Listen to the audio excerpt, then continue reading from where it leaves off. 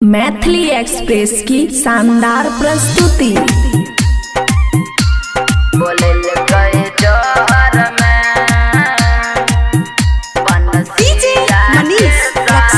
खुशी recording studio बलुआहा। कन की जमारत रहे हमके घर में बनसिया के साली बोलल के चर में। कन की जमारत रहे हमके घर में कन की जमारत रहे हमके घर में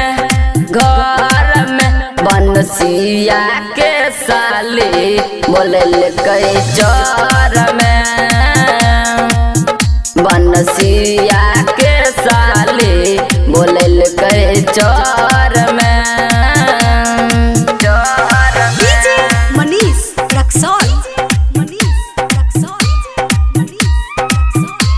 बोलल के चर में।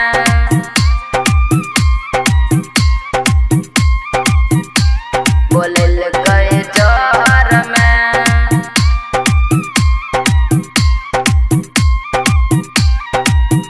बनसिया के साली बोलल के चर में। हम पूछनी की बनसी रखती मार खैब हम घर में। काहे बुलैलू बंसिया के साली हमरा के तू चर में। हम पूछनी की बनसी रखती मार खैब हम घर में। काहे बुलैलू बंसिया के साली हमरा के तू चर में।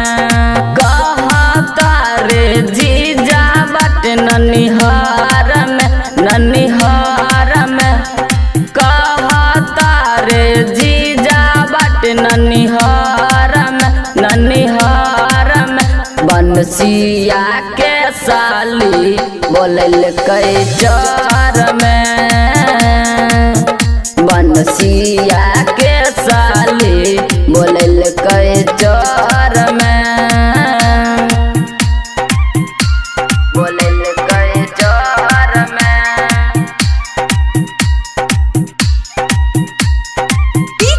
बोलल के चर में।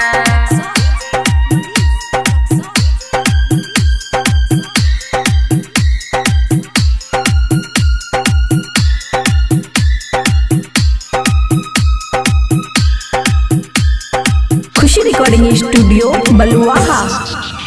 बनसिया के साली बोलल के चर में।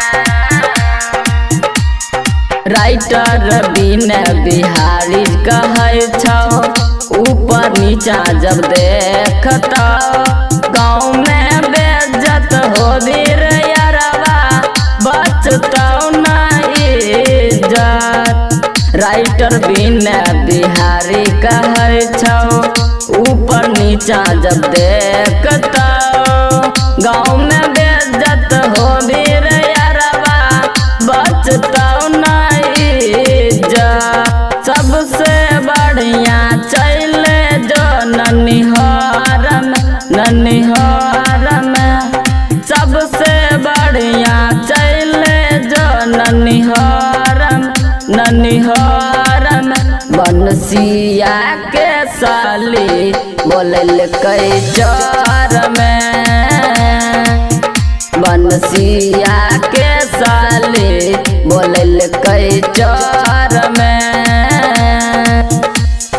कन की जमारत रहे हमके घर में कन की जमारत रहे हमके घर में बनसिया के साली बोलल के चर में। बनसिया के साली बोलल के चर में। खुशी रिकॉर्डिंग स्टूडियो बलुआहा।